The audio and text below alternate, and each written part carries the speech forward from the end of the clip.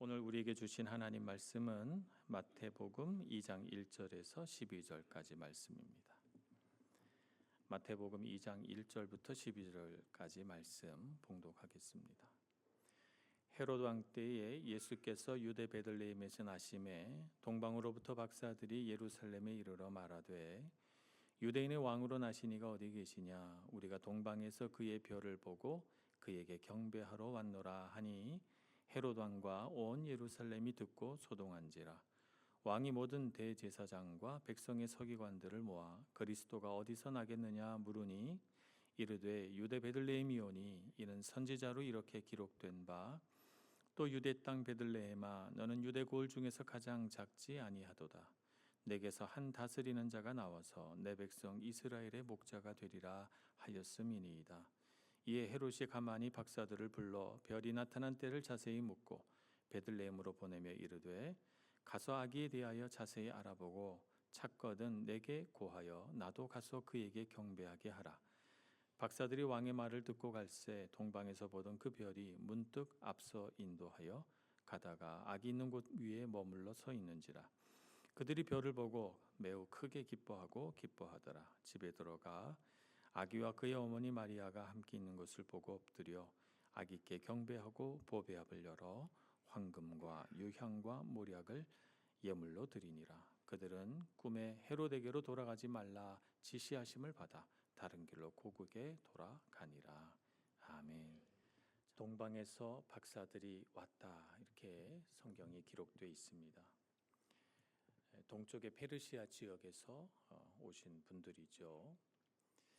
이들을 별을 따라 왔으니까 점성술사다 이렇게 얘기하는 학자들도 있습니다.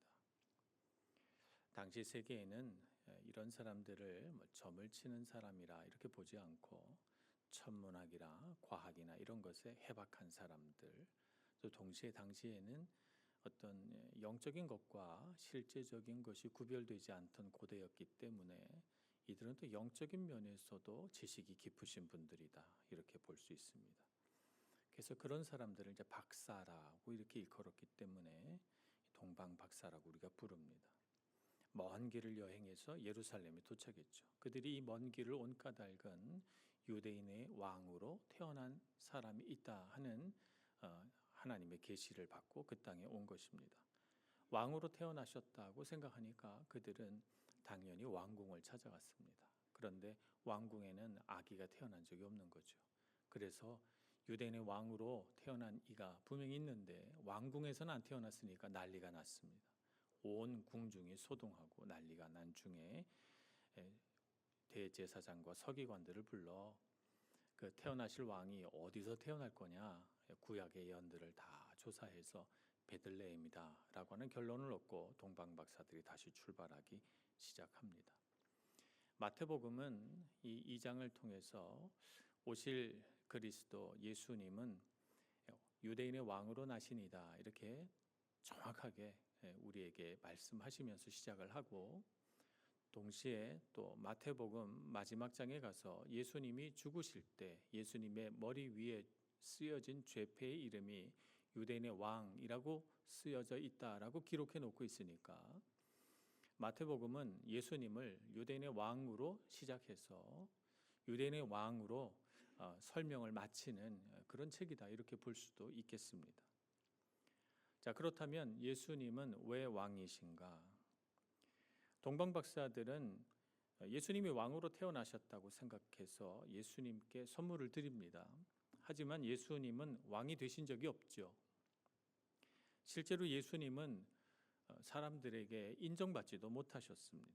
요한복음 1장 11절에 보면 자기 땅에 오매 자기 백성들이 영접하지 아니하였다라고 기록해 놓고 있으니까 예수님은 왕으로 임명되신 적도 없거니와 또 왕으로 사셨다고 해도 백성들이 인정하지도 않으셨다는 것이죠.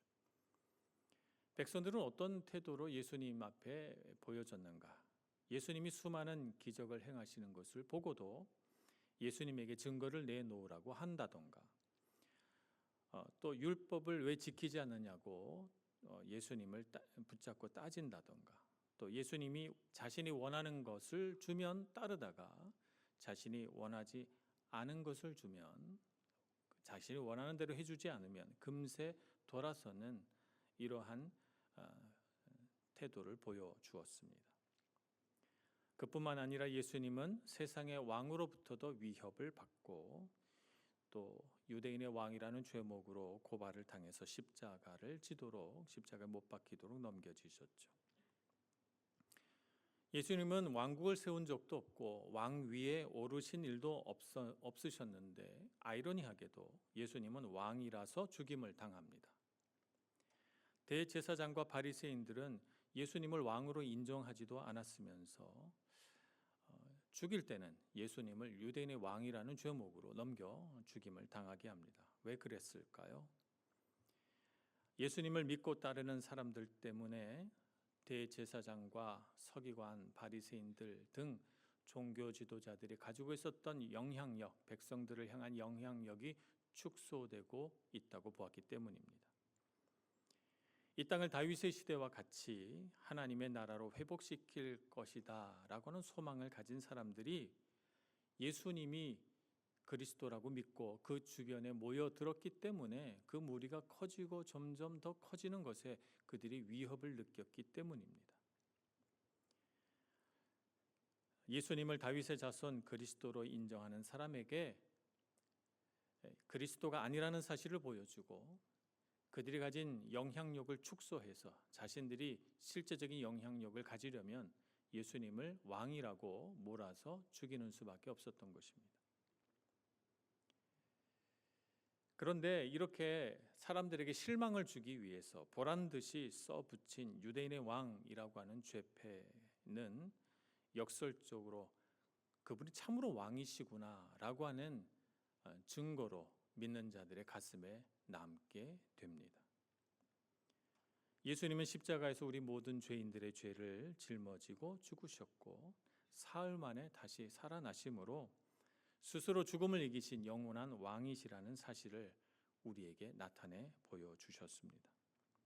세상이 아무리 예수님을 향해서 왕이 아니라고 우겨도 예수님이 왕이시라는 사실은 바뀌지가 않는 것입니다. 예수님은 그 사실을 말로 아닌 삶으로 우리에게 참 왕이시라는 사실을 보여주셨습니다. 하나님은 자신의 아들이 구원 계획을 성취하셨을 때 그를 높여주시고 그분의 자리가 바로 왕의 자리라는 것을 친히 말씀해 주셨죠. 빌립보서 2장 9절에서 10절은 이렇게 말씀하고 있습니다. 이러므로 하나님이 그를 지극히 높여 모든 이름 위에 뛰어난 이름을 주사 하늘에 있는 자들과 땅에 있는 자들과 땅 아래에 있는 자들로 모든 무릎을 예수의 이름에 꿇게 하시고 라고 기록해 놓고 있습니다. 예수님께서 왕이시라는 사실입니다.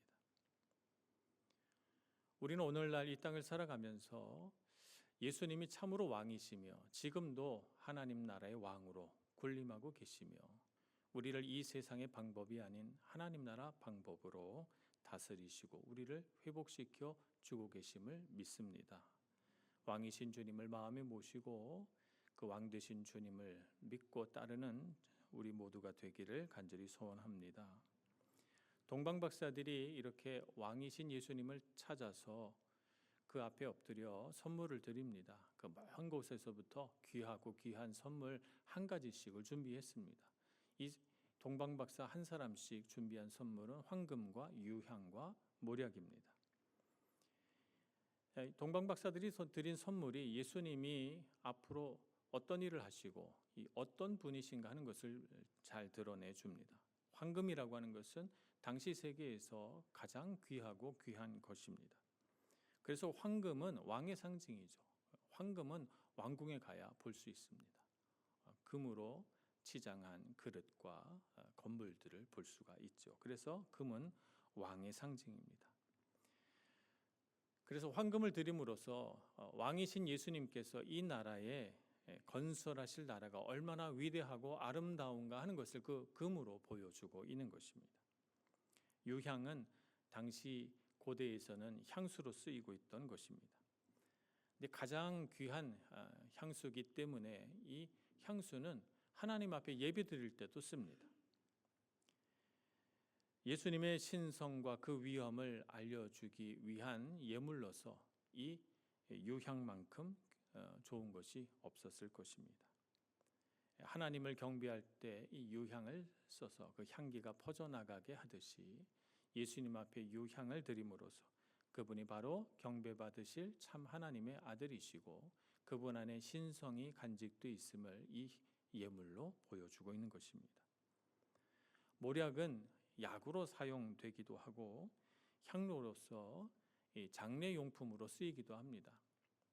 그래서 장례를 치를 때 시신에다가 이 향품을 넣잖아요. 그럴 때 몰약을 잔뜩 넣어서 이렇게 시신을 묻는 것입니다. 냄새가 좀 적게 나게 하고 또 시신이 쉽게 부패되는 것을 막기 위해서 사용되었습니다. 이 몰약은 예수님께서 이 땅에 오셔서 받으실 고난과 죽음을 상징하는 것입니다. 우리의 아픔을 치유하시고 우리가 죽어야 할 죽음을 대신 죽으시는 그 예수님의 모습을 모략으로 또 그분이 그 죽음을 위하여 이 땅에 오셨다는 그분의 삶의 목적을 상징하며 이 모략이 예수님 앞에 드려진 것입니다. 이렇게 함으로써 왕이신 예수님께서 이 땅에서 어떤 일들을 해 나가실지를 동방박사가 드린 이 예물로 보여주고 이 예수님이 가지신 이 왕권이라고 하는 것이 세상의 왕권과는 다르다는 사실을 우리에게 가르쳐 주십니다. 그러면 왕이신 예수님은 세상의 왕과 어떻게 다를까요? 세상의 왕은 그들의 권력의 기반으로 삼는 것이 물질적인 부와 군사적인 힘입니다. 그것이 그들에게 권력과 영향력을 행사할 그 힘을 주는 것입니다. 그들은 또 세속적인 질서, 법률 이런 것들로 통치하죠. 원리는 그렇습니다만 실제적으로는 그 원리대로 세상이 다스려지진 않습니다. 왕이 누가 되느냐에 따라서 왕이 가지고 있는 자질이나 성품이나 그 사람의 인격에 따라서 전혀 다른 세상이 펼쳐집니다. 아주 폭군 같은 왕도 있고 아주 지혜롭고 선한 왕도 있습니다. 시스템이 문제가 아니라 다스리는 자의 마음에 따라 얼마든지 세상 나라는 달라집니다. 세상을 다스리는 그 안에 숨겨진 원리는 세상 나라 왕은 두려움과 강압적인 수단을 사용해서 다스린다는 것입니다. 처벌받을 두려움이 이 왕을 바라보는 백성들의 마음속에 있는 것입니다. 예수님도 그런 사실을 알고 계셨기 때문에 세상 권력 잡은 자들에 대해서 이렇게 설명하셨습니다. 마태복음 20장 25절입니다. 예수께서 제자들을 불러다가 이르시되 이방인의 집권자들이 그들을 임의로 주관하고 그 고관들이 그들에게 권세를 부리는 줄을 너희가 알거니와 이렇게 말씀하셨습니다. 예수님의 말씀 속에서 그려져 있는 예수님이 이해하시는 세상의 권력 잡은 자들의 모습은 어떤가 하면 자신의 권력과 힘을 믿고 그걸 자기가 원하는 대로 임의로 사용한다는 거예요. 자기 마음대로. 어떤 원칙이나 원리를 따라서 사용하지 않고 자기 마음대로 자기가 가진 권력을 쓴다는 말이죠. 이렇게 하는 이유는 뭘까요? 힘을 과시해서 자기가 얼마나 능력 있는 사람인지 사람들에게 억지 존경을 받고 사람들이 자기 앞에 꿇어 엎드리는 것을 보기 위해서 이렇게 한다는 것입니다. 말하자면 세상은 힘으로 영향력을 행사합니다. 내가 이렇게 힘이 있으니 나는 이렇게 영향력이 있는 사람이다. 이걸 보여주는 것이 세상 권력 잡은 자들의 모습이죠. 예수님은 제자들에게 너희들은 그렇게 살지 않아야 된다라고 가르치셨습니다. 세상 권력 잡은 자들의 모습처럼 제자들도 더 높은 곳으로 올라가기 위해서 내가 예수님의 우편 좌편에 앉게 해달라고 다투고 있는 모습을 보시면서 예수님이 가르치신 것입니다. 마태복음 20장 26절에서 27절 말씀입니다. 너희 중에는 그렇지 않아야 하나니 너희 중에 누구든지 크고자 하는 자는 너희를 섬기는 자가 되고 너희 중에 누구든지 으뜸이 되고자 하는 자는 너희의 종이 되어야 하리라. 너희 중에는 그렇지 않아야 하나니라고 하는 말씀은 세상 권력이 움직여지는 그런 모습을 담지 말라는 것입니다. 세상 권력 잡은 자들을 바라보면서 고통하고 괴롭고 참 너무하네, 참 보기 안 좋네 라고 생각하던 사람들이 자기에게 그런 힘과 권력이 주어지면 또 똑같이 변하는 모습들을 보면서 제자들에게 그렇게 살지 말라고 가르치신 것입니다. 어떻게 살라고 가르치셨습니까? 섬기는 자고 자가 되고 으뜸이 되고자 하는 마음이 일어나거든 종이 되는 자리에 가서 서 있으라고 제자들에게 가르쳐 주셨습니다. 예수님께서 이렇게 가르치신 것처럼 예수님은 그런 모습으로 우리에게 나타나셔서 왕이신 예수님은 그런 모습으로 우리를 다스리십니다. 가난한 자를 먹이시고 병든 자를 고치시고 소외된 자의 삶을 회복시켜 주십니다. 세상은 이런 사람들을 무시하고 무관심해하며 때로는 함부로 대하기도 하지만 예수님은 그렇지 않으십니다. 예수님의 관심은 이렇게 약한 자들을 향해 있습니다. 양을 돌보고 보호하고 기르는 목자의 모습같이 약한 사람들을 불쌍히 여기시고 그들을 치유하고 돌보시는 사랑의 왕이십니다. 또 예수님은 죄인들에게 찾아오셨습니다. 그들이 받을 정죄, 유죄 판결을 예수님이 대신 받으시고 그들이 마땅히 받아야 할 형벌을 예수님께서 받으시고 예수님이 죽고 다시 사심으로 그들을 구원해 내셨습니다. 그래서 예수님은 거룩한 유월절 어린 양인 동시에 우리를 지성소로 인도하는 대제사장이시기도 합니다. 우리는 우리 자신의 죄 때문에 우리 자신의 허물과 연약함, 우리 자신의 불완전함 때문에 좌절하고 우리 스스로를 비참하게 여기고 그래서 우리 안에 있는 그 낮은 자존감을 감춘 채 그 깊은 상처를 끌어안은 채 아닌 척하고 살아갑니다. 그런데 그런 우리를 불쌍히 여기시고 내가 괴로워하는 그 모든 죄의 문제를 다 해결해 주시고 우리를 향하여 말씀하시길 나의 피로 너의 죄가 사해졌으니 너는 이제 죄인이 아니라 하나님의 자녀라고 우리에게 말씀해 주십니다.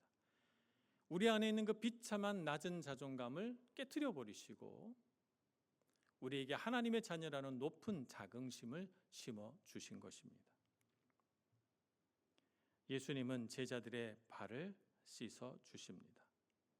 선생이 되어서 마땅히 제자들이 선생의 발을 씻어야 할 터인데 예수님은 오히려 허리에 수건을 차시고 제자들 한 명 한 명의 발을 씻어 주십니다. 겸손한 마음과 섬기는 태도로 이 세상을 다스리시는 분이시죠. 우리가 이 땅을 살아가면서 일어나는 대부분의 갈등은 우리의 마음이 교만하기 때문입니다. 자기 중심적으로 생각하니까 자기가 교만하면서도 교만한 줄 몰라요. 그래서 자기부터 먼저 생각하고 남을 배려하지 못하는 자기 중심적인 태도로 우리는 이 세상을 살아갑니다. 그런데 예수님은 우리 곁에 오셔서 우리가 자기 중심적인 사람임을 일깨워 주시고 예수님의 겸손한 모습을 보고 배워서 그분을 닮아가도록 우리를 이끌어 주십니다. 그래서 우리를 치유하시는 분이시죠. 약자와 억압받는 사람들의 편에 서서 불의와 맞서고 하나님의 공의와 정의를 이 땅에 세우시는 분이십니다. 또 예수님은 마지막 날 재림하시는 그날 하나님으로부터 위임받은 권위를 가지고 이 땅에서 구원받을 사람과 구원받지 못할 사람을 나누십니다. 그래서 예수님은 구원과 심판의 왕이시다라고 말할 수도 있겠습니다. 예수님께서 왕으로 이 땅을 다스리시는 방법은 우리가 경험한 이 세상 나라 왕들이 보여주는 방식과 완전히 다릅니다. 예수님은 어떻습니까? 세상 나라 왕은 힘을 가지고 영향력을 행사하지만 예수님께서는 선한 영향력을 가지고 힘을 얻으십니다. 우리는 어떻게 이 세상을 살아야 할까요? 세상에서 배운 대로 더 많은 힘과 권력을 가져서 영향력 있는 사람이 되어야 되겠습니까? 아니면 우리 안에 예수님께서 주신 선한 영향력을 쌓고 또 쌓아서 참으로 힘이 있는 사람이 되어야 되겠습니까? 왕이신 예수님의 다스리심 안에 우리는 있습니다. 우리는 예수님을 왕으로 모신 하나님 나라의 백성들입니다. 예수님을 믿고 그분의 가르침 안에 사는 것은 세상에서 우리가 큰 영향력을 갖게 해줍니다. 우리가 어떤 위치에 있든, 우리가 얼만큼 많은 소유를 가졌든, 세상에 알아주든 알아주지 못하든 상관없이 우리는 예수님처럼 세상에 영향력을 가진 사람들임을 알아야 할 것입니다. 오늘날에도 세상은 자신의 힘을 보여주고자 합니다. 얼마나 힘이 있는지 말입니다. 그리고 굴복하지 않는 사람에게 자신의 힘을 보여주기도 합니다. 세상의 힘이 셀까요? 예수님의 힘이 셀까요? 세상이 자랑하는 가장 큰 힘은 뭐냐면 죽이는 힘입니다. 그렇게 말 안 들으면 죽여버리겠다는 거죠. 그래서 예수님에게 보여준 세상의 힘의 가장 큰 형태가 뭡니까? 죽이는 거예요. 십자가에 못 박는 거죠. 그래서 죽이겠다고 우리를 위협합니다. 그런데 예수님은 죽음의 권세를 이기신 분이십니다. 우리를 죽음의 권세, 죽음 넘어 저 영원한 하나님의 나라에 있는 영원한 생명을 우리에게 주신 분이십니다. 우리는 그 영원한 생명을 믿는 하나님의 자녀들입니다. 죽음의 권세를 이겼는데 무서울 것이 무엇입니까? 죽음의 권세밖에 사용하지 못하는 세상의 힘이 셀까요? 죽음의 권세를 이기시고 영원한 생명을 주신 예수님이 더 셀까요? 당연히 예수님의 힘이 더 셉니다. 근데 그 권세를 자랑하지 않으시고 더 낮은 곳으로 겸손하게 섬기시는 예수님의 모습을 봅니다. 세상의 힘에 넘어지지 마시고 세상의 힘과 맞서 싸워 승리하시는 믿음의 자녀 되시길 축복합니다. 지금도 여전히 세상에는 보이지 않는 어둠의 권세와 세상 권세들이 우리와 맞서 싸우고자 영적인 싸움을 벌이고 있습니다. 에베소서 6장 12절에서는 이렇게 말씀합니다. 우리의 씨름은 혈과 육을 상대하는 것이 아니요 통치자들과 권세들과 이 어둠의 세상 주관자들과 하늘에 있는 악의 영들을 상대함이라고 했어요. 세상의 통치자들, 권세들 눈에 보이는 것뿐만 아니라 어둠의 세상 주관자들과 하늘에 있는 악의 영들도 계속해서 예수님의 다스리심을 방해하고 우리가 그 나라에 살지 못하도록 계속 우리를 회방 놓고 있다는 말입니다. 예수님께서 다스리시는 권세와 힘과 그 영향력을 경험하고 믿으시는 여러분들 되시길 축복합니다. 예수님의 권세 아래 있으시기를 바랍니다. 내 힘으로 내 지혜로 하려고 하지 말고 무슨 일을 시작하든 그 시작하기 전에 예수님께 먼저 기도하고 시작하시기 바랍니다. 주님, 내 힘으로 하지 않겠습니다. 내 지혜로 하지 않겠습니다. 주님, 인도해 주옵소서. 늘 기도하시면서 시작하시길 바랍니다. 주님께서 우리를 다스리시듯이 우리도 우리 가정과 일터와 학교에서 다스리는 자가 되게 해달라고 기도해야 됩니다. 어떻게 다스려야 할까요? 예수님께서 다스리신 것처럼 그렇게 다스려야 합니다. 섬기는 리더십으로, 돌보는 리더십으로, 약함의 리더십으로 말입니다. 그렇게 섬겨갈 때 우리에게 주님의 영향력이 나타날 줄로 믿습니다. 우리는 영향력으로 힘을 얻는 사람들입니다. 그렇기 때문에 우리는 먼저 다가가야 합니다. 멀리 있는 아프리카 사람들을 사랑하기 전에 그분들도 사랑해야 되겠지만 먼저 우리 가까이에 있는 사람을 사랑해야 됩니다. 우리의 사랑은 어떻게 표현돼야 됩니까? 먼저 다가가는 거예요. 먼저 다가가서 먼저 인사하고 먼저 머리를 숙이고 먼저 손을 잡는 사람이 되어야 합니다. 먼저 말을 거는 여러분들 되시길 바랍니다. 그리고 먼저 섬기시는 여러분들 되시길 바랍니다. 그래서 예수님께서 우리에게 보여주셨듯이 우리도 섬기는 자의 본을 보여주어야 하는 것입니다. 여러분, 누군가 희생해야 할 때 누가 희생해야 되겠습니까? 내가 희생해야 합니다. 내가 내 것을 먼저 내놓아야 합니다.